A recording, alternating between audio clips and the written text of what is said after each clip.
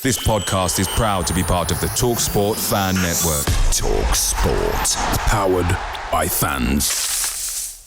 Danilo's free, and it goes to Gibbs White. First time we've seen them attack them, and there's Brandon!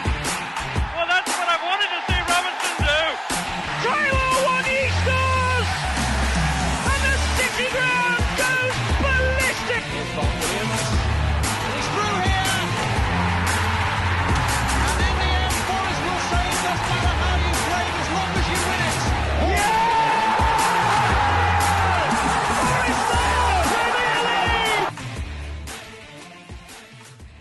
Hello and welcome to the preview edition of Red Side of Trent as we look ahead to Nottingham Forest fixture in West London on Saturday as we head to Chelsea. We are joined by David Cook, who makes his Red Side of Trent hat-trick appearance as Chelsea fan. So welcome, Dave. I'm joined by Adam Wicklow this evening as well. So, Dave, since we last spoke, a lot's changed. Yeah. It just seems change never seems to stop at Chelsea at the minute with new managers, new players coming in. Obviously, I know you weren't particularly pleased about how last season transpired for a number of different reasons, but the initial signs of the Pochettino seem a bit more like the Chelsea of old. Did you say? Yeah, I mean, going into the first game, it felt like a bit of pressure was off against Liverpool because I was saying to people, it just feels like it can't be any worse than last season, really. I mean, he would have to go some way to do that badly, like with the lack of goals and lack of home wins and everything else. Reasonably encouraged with what I saw in the first game against Liverpool. I thought we started that one quite slowly, and then that game kind of turned a little bit when Salah's goal was ruled out to make it 2-0, and then we really seemed to get a control of things after that. Enzo Fernandez, I thought, really controlled that game, playing in a slightly further offensive role than what we'd seen last season. The second game at West Ham, very good for the first half. But I've said this to you, I feel like they're a modern version of Allardyce's Bolton, and I feel like if you're not prepared against them defensively, you'll get a bloody nose. And that's what happened with us. Beating us on a set piece for the first goal. The second half just fell apart, really. I'm not really sure why our energy levels weren't really up to the last half either, especially given we had an extra man. And I was very disappointed with that one. And then Luton was a strange one, really, solid enough. I mean, they will obviously come on to their chances of beating Derby's 11 points. So I think you've said it's maybe not that likely, sadly. Because they really do not look like a Premier League team. And I mean that with all due respect, because they've done incredibly well to get to the Premier League, but they just do not look fuck that. They look awful. You can say it. They look fucking dreadful. Like we said it on our preview, actually, ahead of this game. We said it looked like a lower half championship team going to like a Prem team in the Cup. They were absolutely abject in every department. Like, and the thing, they better win some home games because that record it could all change at home. Definitely could all change. Yeah, and the thing is, both me and my dad said though that we felt a better team could still have punished us because we had a bad middle period in that game where we weren't really lifting the tempo of the game, and we still looked a bit fragile at the back. And I said it after, coming into the game against you guys, we've got weaknesses that you will exploit because I know that the way that you guys particularly like to play in these types of games on the counter attack, particularly with the speed of Gibbs, White, and Johnson. I think with our back three at the moment, and particularly with Silva and Dizazi not being the most mobile, I definitely think you'll get a chance. Because Luton had one or two when it was 1-0 and I was getting a bit worried. The second one killed them. But I think, you guys can definitely be a little bit encouraged with what you're seeing. Having said that, overall, we do look a little bit better than last season. And whether we can get back to the Champions League, I don't know, but I feel like we've got a chance. So it's a bit of a. We kind of don't know whether Johnson will be available Saturday, do we? Because he could be going to Tottenham by Friday, so that'll be an interesting one. But Anthony Elanga is equally as fast, I believe. Maybe not as technically as good, but quick. And obviously, I don't know if you've seen Taiwo Awoniyi's goal on Saturday against Man United. I mean, he left Rashford for dust, to be honest. So I thought that was pretty much the way you've been playing against those kind of teams to a T, really. You'd be able to tell me more, but it looks very much like that's the way. And I actually feel like you seem to be getting a bit more joy because I think even though you didn't get a result against Arsenal or Man United, you've been far more competitive against those kind of teams recently than what you had been before. It felt like last season you were just trying to keep the score down at the start in those kind of games, really. Whereas now, especially away, Yeah, the away games particularly. I mean, I would even go as far as to say it was a strange one, but it seemed like your weakest performance was probably the game that you won against Sheffield United. Yeah, I'd agree with that. Probably not wrong there. Yeah. Go back to Chelsea very quickly though. One thing, you mentioned the West Ham game and the Luton game as well. Actually, one thing I noticed that you sort of not struggle to put them away, but obviously I know Enzo missed a penalty to make it 2-1. But even then, there was like a little period afterwards and before where it seemed you were well on top, but just couldn't score. And it felt like it was going that way for Luton. Obviously, like you said, the longer it was staying 1-0, the more they sort of got a little bit of confidence and stuff. And I know Sanchez sort of punched that ball away quite awkwardly. And then obviously you went up the other end and scored. But do you think that's a bit of an issue at the minute, the fact that you're not maybe as ruthless as you would have been in more successful times? Yeah, well, I thought what typified the issue particularly was the moment Ben Chilwell was through on goal on Friday night and he attempted a pass which was never even on and passed it straight to a defender. And that, for me, was a sign of an intrinsic issue. Firstly, where players don't have the confidence to shoot. And secondly, it's a case of not even wanting to take the responsibility. And what was slightly worrying was that Ben Chilwell was our captain on Friday. And I was saying, as the captain particularly, you should really be taking responsibility in that situation. I think Sterling's improvement makes me feel a lot better about it, because I felt he particularly last season had a lot of issues of passing when he should shoot and not necessarily making the right decision and hanging onto the ball for too long. We saw it at West Ham. Particularly just the decision making. Jackson, I think, needs a little bit of time because I don't think he's a ready-made number 9 for this level yet. I've said before, I think he reminds me a little bit of players like Remy and Batshuayi, those kind of decent backup players. But I think he needs to work on having a bit of chemistry with the front players. Because you see clearly we've revamped the midfield. There's still been a couple of new defenders coming in as well, changed the goalkeeper, but it still just feels like what is the weakest spot for us? It's probably that top end. And I just think it comes from players not playing together enough. I think if you have a settled Raheem Sterling, he can easily get you 20 goals across a season. We've seen like the potential that Mudryk has got. It just doesn't seem to come together across a whole performance. Jackson, I think there's a pretty solid forward, if not really a world-class forward, but I think there's a good Premier League player in there. And it just needs a bit of time to work on, I think. Having said that, last season, obviously, we had a manager who I thought was completely out of his depth and couldn't see any kind of progress so long as he was there. With this manager, I feel like while we're not in the position to win Premier Leagues and Champions Leagues like we were a few years ago, I feel that's the right manager for where we are. So I think all those things I think he'll be working on and I think he can do well. Yeah, I think the resurgence of Raheem Sterling in the 2 games I've seen him against Luton and Liverpool, he looked really, really sharp, really involved in a lot of play.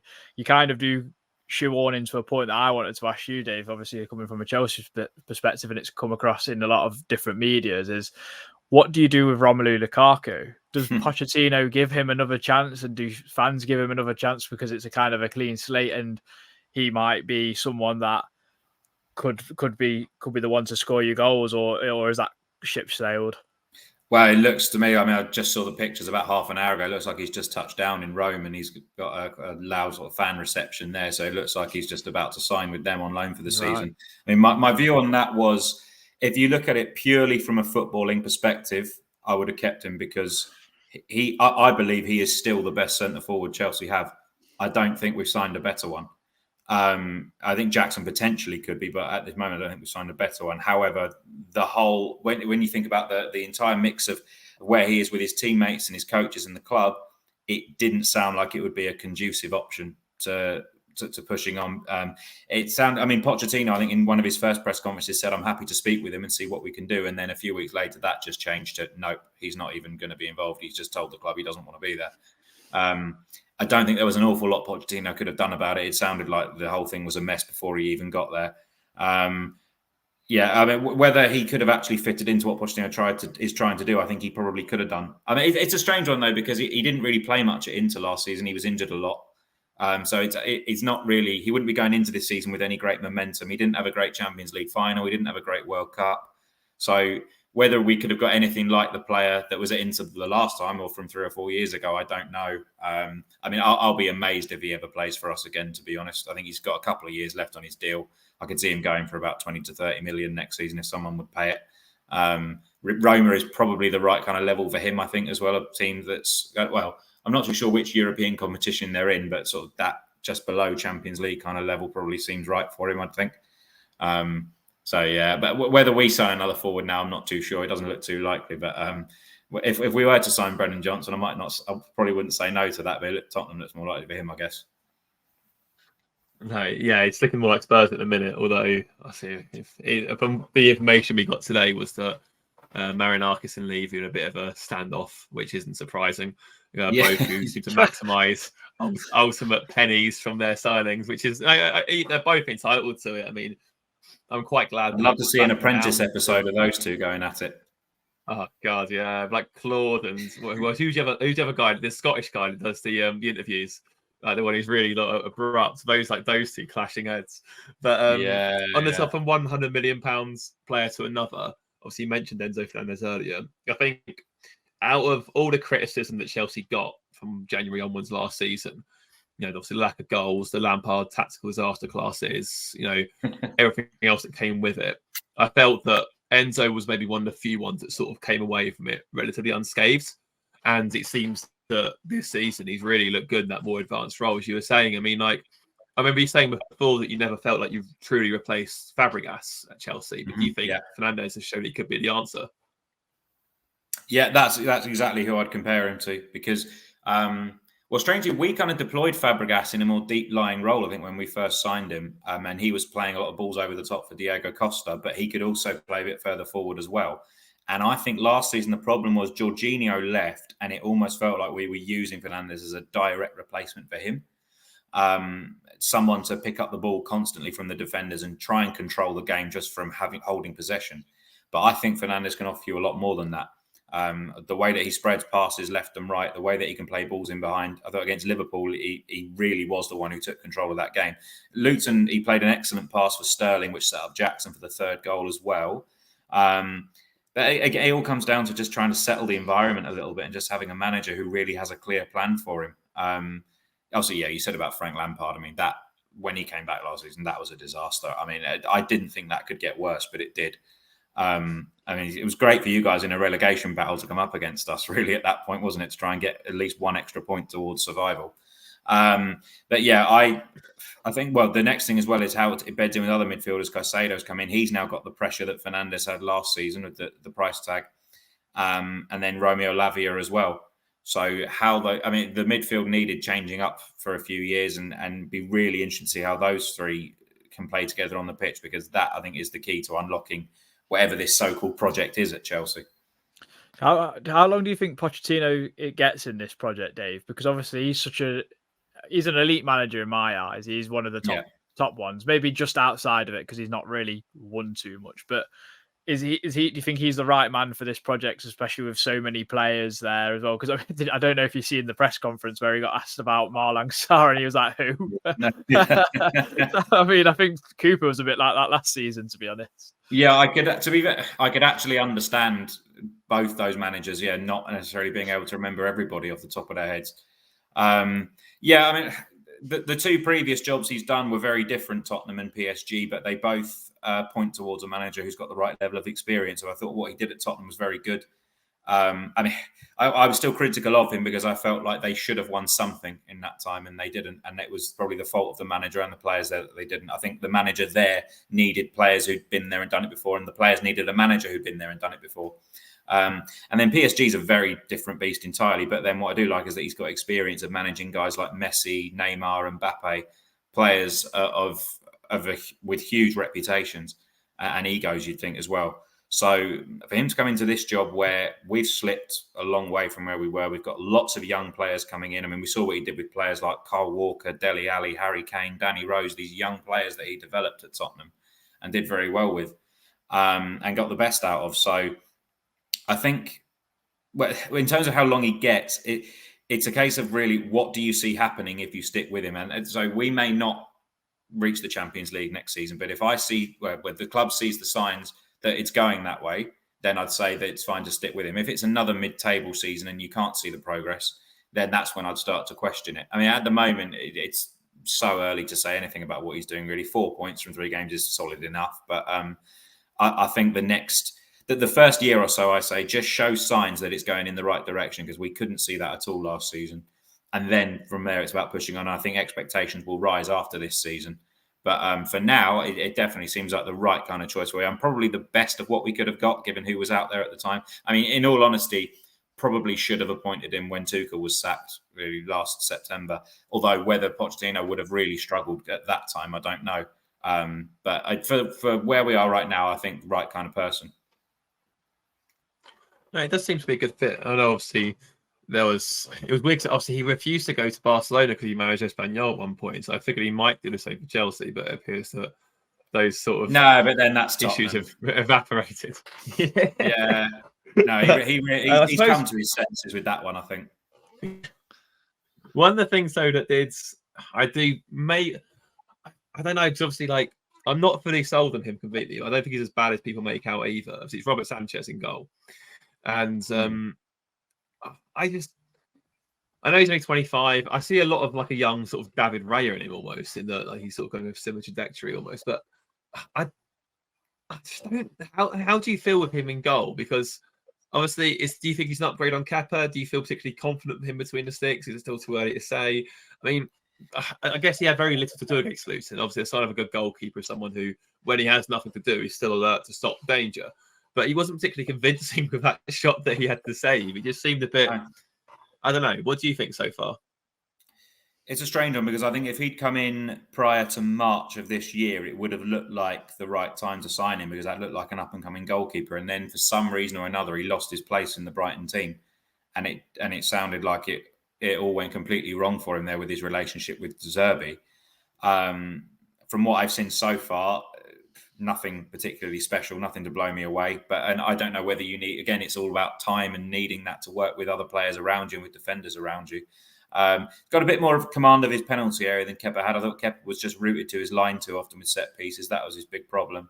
I mean, fair play to his agent, by the way, getting him a move to Real Madrid. I mean, I'd like to his agent to get in touch with me and see what kind of move he could get me if he can get that for Kepa.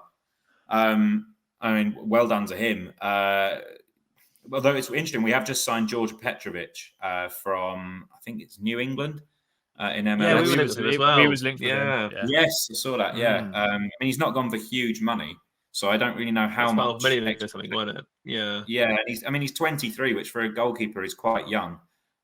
So I mean, it's a strange one because it sounded like he is one of the better keepers in MLS, but let's be honest, MLS isn't really a particularly well-renowned league. So yeah, whether he'll compete for that first team slot, I don't know. It needed a change. I personally wouldn't have minded giving Edouard Mendy another go because I thought he was one of the best Premier League goalkeepers for a year and a half. But he just completely got into a rut after he made a big mistake against Real Madrid in the Champions League, and he never recovered from it. I mean, he wasn't so good with his feet, which was, in terms of when attackers put pressure on him. So, yeah, I think, again, it's another one. Maybe revisit in a year's time and just see where it is, because for now, there's just a lot of question marks over a lot of things with us. And Robert Sanchez is another one. Whether he's quite that level of player, I don't know. However, he has got a good setup, given that the goalkeeper coach, Ben Roberts, was his goalkeeper coach at Brighton. So that may be a good thing for him. I don't know. Yeah. Dave, do you think this is a good link? Do you think this is a good time for Forest to be playing Chelsea? I mean, you've had kind of like 3 very different opponents so far. I was going to say, like, you're a relatively young team, which you are, but Forest aren't like too dissimilar. I mean, like, we've got both our aging centre halves in Felipe and Thiago Silva, but then I feel like the average age is probably not actually too dissimilar. But do you still think Pochettino's kind of working out who his best side is? And obviously losing Reece James is yet again a massive issue. Getting made captain and then obviously getting injured first game of the season. Do you think it's a good time for Forest to be going there? Obviously, Taiwo scored twice last season. Is in incredible form. I keep saying this every week, Christian. It's never boring. Yeah, it's a funny thing with Awani. I'm not on the pronunciation of it's Awani or Awani, but because I brought him into my fantasy team at the start of last season because I saw he had a good record in the Bundesliga, and typically he didn't really start scoring until I'd take him out, I think. Such is the life of a fantasy football player. It is a good time to play us, I think, for that reason, like you say. It's 2 or 3 months down the line, I'd like to really see where we are. I think that's when we'll have the true gauge of where this team is heading. I mean, we've still got injuries, though. It doesn't seem to matter who the manager is. We've got injuries. We've got 9 at the moment. James is always injured. Wesley Fofana, always injured. Badiashiel's injured. And Nkunku got a big injury last season at Leipzig. He's come to us. The same things just happened. Our record in this department is frankly appalling, what it's been for the last 2 or 3 years. And it can't just be coincidence because it's the 3rd season in a row we've gone into the season with injuries and had them throughout the season. So this isn't really the settled Chelsea team, and Kunku will come in, I'm sure. James will come back in. Lavia will come in at some point. He's a strange one as well because I don't really think he was injured, but Pochettino just said he just hasn't played enough for Southampton over the summer, so he just can't play for us yet. So in that, and like I said, Jackson's still finding his feet as well. I do think purely based on what I've seen of Forest, like I say, I can see where you're going to cause us problems. But I personally would be surprised if we see the back three that we've been playing for the first few games, only because, well, if Pochettino looks at what happened at the City ground last season, where you really exploited the high line with the three defenders time and time again, although that was three defenders over 30 and Azpilicueta, Silva and Koulibaly. Azpilicueta and Koulibaly have now gone, but I would be surprised if we see it. But that's the thing again, it's just question marks over us at the moment. So where we go from here, I'm not too sure. But yeah, I think having said that, I'm a little bit, I'll be honest, I'm a bit more confident of beating you than I was last season. This time I actually feel a bit more like you might need us to have a bit of an off day to try and beat us. Whereas last season, I just felt like whatever happens, they'll probably get something. So it's just a slight shift in that sense, I think. That is pretty fair enough. Also, there's a Lampard factor to take out as well. The man who gave us a quarter of our away points last season, and we only got 8. So, wow. But on the topic of Chelsea players as such that may not be unavailable for yourself, I mean, Callum Hudson-Odoi, talking of people left out in the cold. There's very strong links that he could be coming to Forest, and for the second time this season, which I've never ever seen before, we could have a possibility where the player that we sign, his first game is against his former club at the former club's grounds. Ooh, yeah. So obviously, Matt Turner, we signed from Arsenal, and he played against Arsenal in his first game at the Emirates. And it's very possible that if we get Hudson-Odoi over the line, as Sky seem to think we might, his first game could be at Stamford Bridge against Chelsea. Now, obviously, I know you've always felt that there's been an element of your fans that sort of hoped that he would be something that he perhaps wasn't. But assuming that does or is going to happen, what could you say that Forest had to look out for in regards to Callum Hudson-Odoi? Well, I mean, in terms of Saturday's game, I think they'd do well, wouldn't they, to get him registered in time for that game? I think, because if the deal gets done even tomorrow, they'd have to register him and he'd have to train with his teammates. I suppose maybe the thought of him being on the bench wouldn't be inconceivable, would it?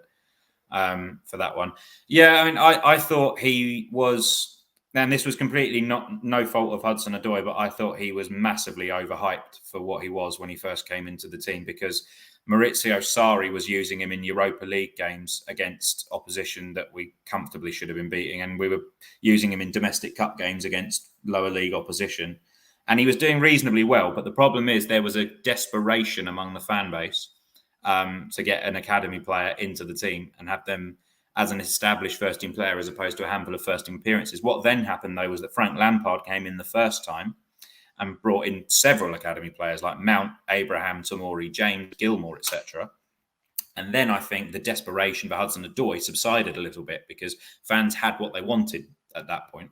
And Hudson-Odoi was almost the forgotten man. And I couldn't help but feel, as much as, we've been critical of Frank Lampard on this podcast, I do think it was very telling that this was a manager who wanted to bring in several academy players, but still didn't really see the hype about Hudson-Odoi.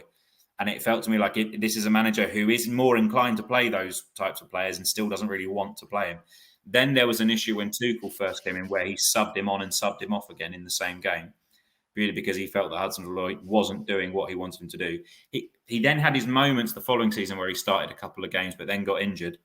So it's a real strange one. I mean, when he's on form, I think he can be wrongly typecast as just your pacey winger at times, because I do actually think he can do a lot more for a team.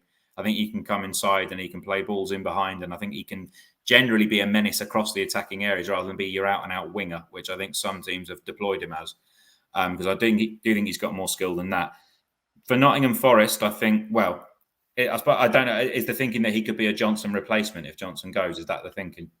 I think so. Yeah, I mean, it's not obviously no one knows for sure yet. I mean, it's quite interesting that on the same day that it's come out that Levy and Marinakis are at like an impasse, that the Hudson-Odoi deal suddenly is on the same day we hear there's still a lot more work to be done for that one to go over the line. So it does feel as if one happens, the other will follow. But yeah, so I assume he'd be a Johnson replacement.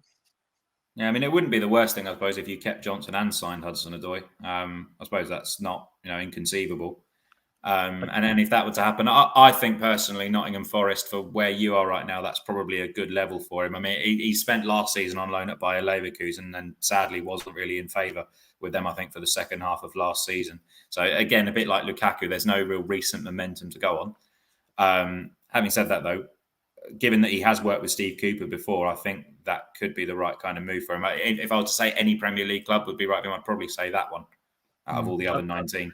I think it's an interesting one because we need to sell. I think we do need to sell Johnson for FFP reasons, right. Really. In all honesty, I think that's the whole consensus. It's just getting the right deal. Obviously, trying to swindle Tottenham out of more than 50 million would be brilliant, but we'll soon find out. But another player we do need to ask about, Dave. I don't think you probably got a chance to see much of him in the summer, but joined us last week. We'll probably see him. As we record this tomorrow night against Burnley, and that's Andre Santos, obviously a midfielder that was needing minutes this season in the Premier League before he gets entrusted into the Chelsea first team. Obviously, the likes of Gallagher, Fernandes, Caicedo and Lavia are all ahead of him, so I guess that's the reasoning. But from what you saw maybe in pre-season of him, what are Forest fans expecting?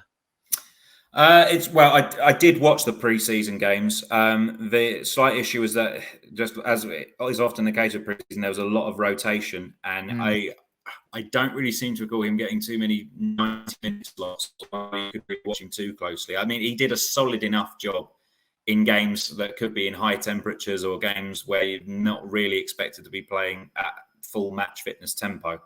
However, what I did see was a player who looked very competent on the ball. Can make tackles, can get attacks going. I didn't really see the kind of midfielder that can get goals and assists on a regular basis. I think he looked like more of a holding player from what I saw. Would he look out of place at Nottingham Forest again based on what I saw? I'd say no. I think looks like a player who can do a competent job for Nottingham Forest, but I think just very early to say. But based on everything I've heard and what I did see in pre-season, you can definitely see the talent that's there. But I don't know, would you guys expect him to play regularly for you? I think it'd be a bit odd if you guys are sending him on loan and we don't give him some minutes. Do you know what I mean? Yeah. I think with the amount of injuries we had last season, I think it's good to have someone that can rotate and give us something a little bit different. Because I know he was like one of the top scorers in the under-20s World Cup, I believe it is, or Copa America. I can't remember which one it is. Yeah. He got 6 goals from centre midfield is pretty decent in a tournament format. So I'm sure we'll see, because we bought Danilo in last season from Palmeiras, was meant to be a holding midfield, ended up playing like much higher and scoring goals for us. Of course, yeah. Be interested to see how we utilise him and if it makes us change kind of formation, especially when you bring in Hudson-Odoi as well and a couple of others that we've been linked to about 1 million. Michy Batshuayi is like the latest one as well. I couldn't help but feel Nottingham Forest again. That just sounds perfectly Batshuayi.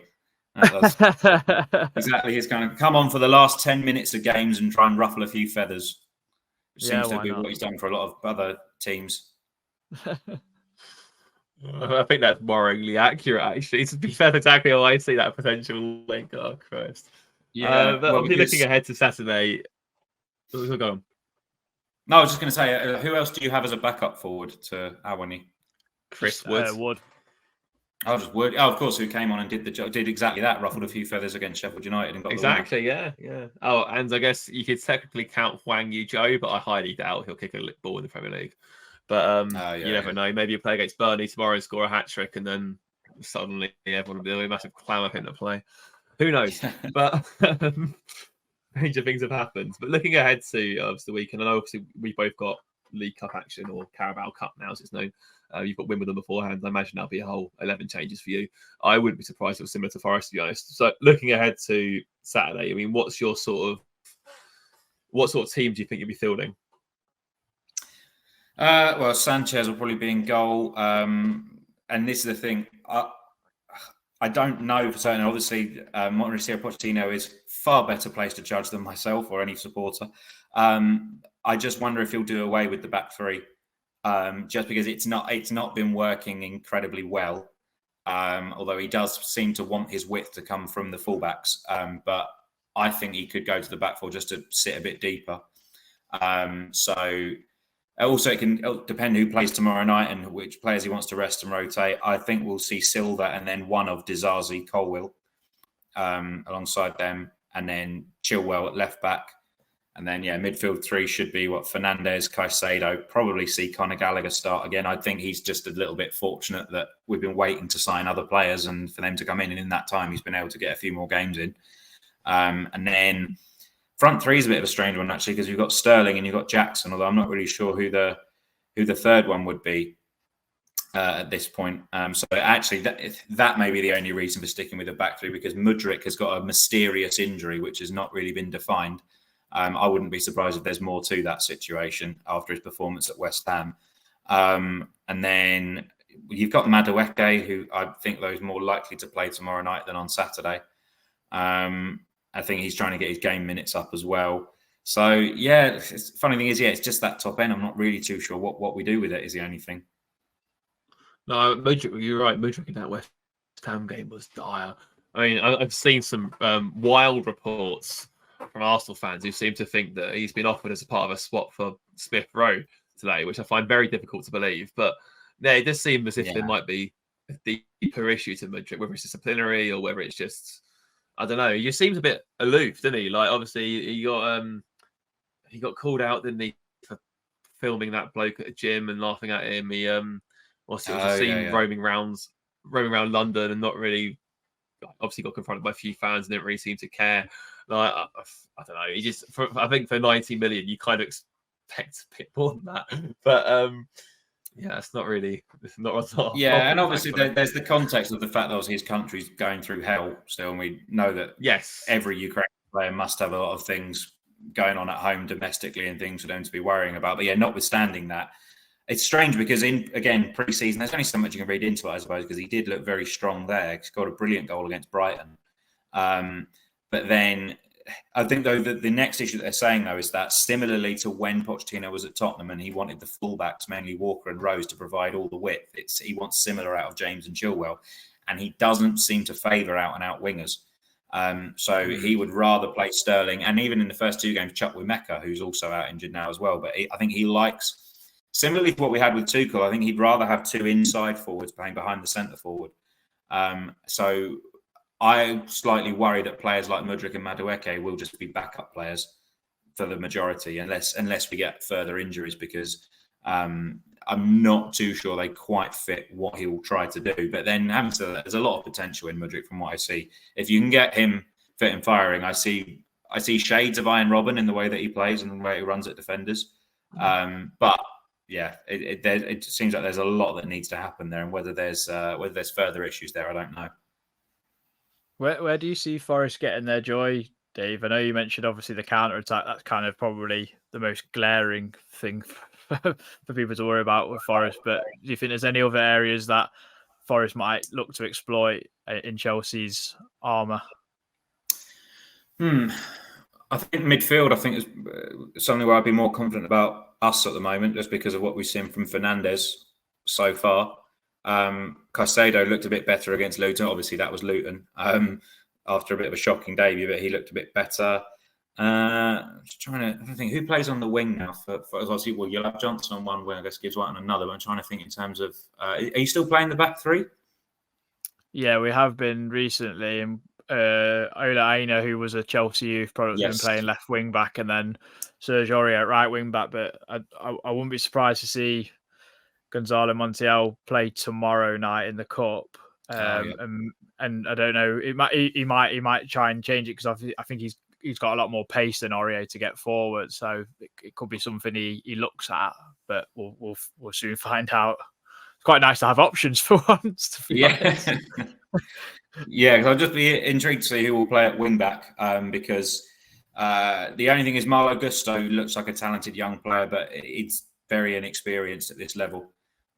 He's looked quite solid in one-on-one defending, but I think against a team that plays with the speed that Forest do, I think that's something that could potentially be exploited.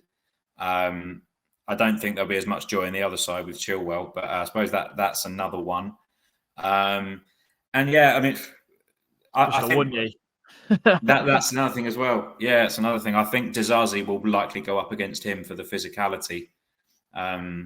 aspect. But yeah, I mean, other than that, I mean, I'll be honest. I think both sides will get chances in this game. I think we will too. I just think that the issue is whether I could see us getting an early lead maybe and then struggling to put the game away. That would probably be the time where I think the Forest might be able to strike. If there's a period early in the second half where we maybe before we brought any subs on, I think that's particularly the time when Forest could maybe get at us. But I think it'll be close though. I think I could see it being a 2-1 or even a 2-2 again like we had last season, something like that. I wouldn't be too surprised. I don't know what you guys think. I went for 1-1, didn't I? I think Adam, you went. Did you go for the same? I went for 1-1. I mean, last season, Dave, I have to admit, Stamford Bridge was one of the best away grounds I've been to in my lifetime. Really? As a travelling red. Yeah, I just really enjoyed it. I like the closeness to the pitch of the elite stadiums that I've been to. So yeah, it was cool. Well, to be fair, a lot of away fans enjoyed coming to Stamford Bridge last season, didn't they? You know, yeah, and scoring 2 goals did help. I mean, that helped massively. Although seeing an out of form Raheem Sterling score, did he got a couple in that game as well? Didn't the he? second Sterling score was brilliant. Yeah, the way he's whipped it past Navas. Yeah, he got the goal at the City ground as well. Yeah, he did. I think he got 3 goals last season. Oh, that's when Bonnie chipped it onto the bar, didn't he? Yeah, yeah. So an in-form Sterling does worry me, especially with our back line, with the turning circle of a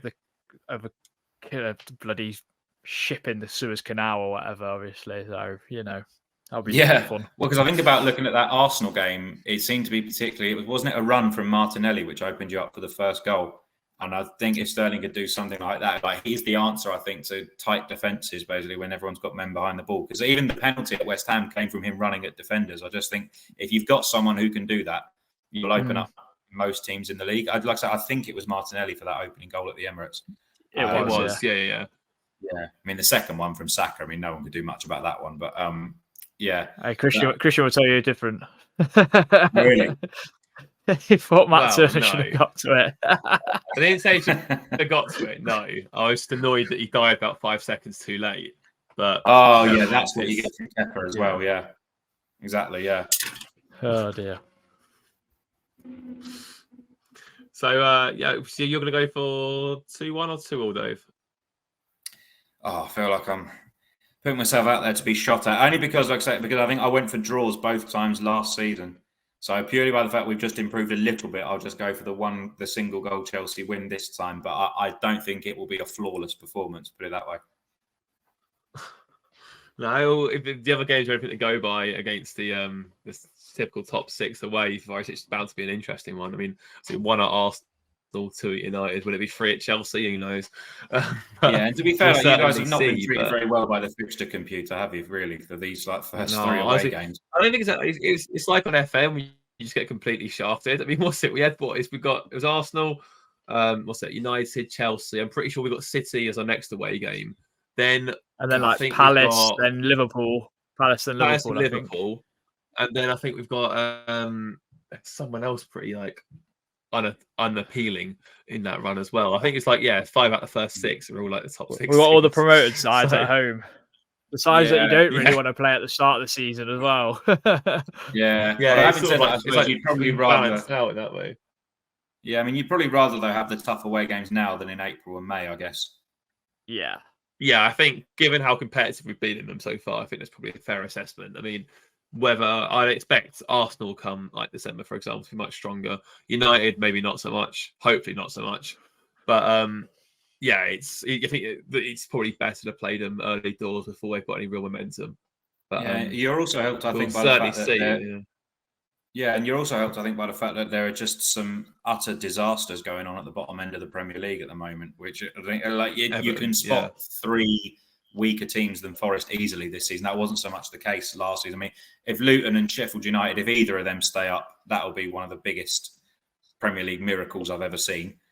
And then Everton are an absolute car crash as well. I mean, if they didn't have Sean Dyche, I think they'd be absolute odds on to go down. They might be anyway, to be honest. They still might be. It's not looking great, is it? I saw this, even this is it Beto or Beto, whatever.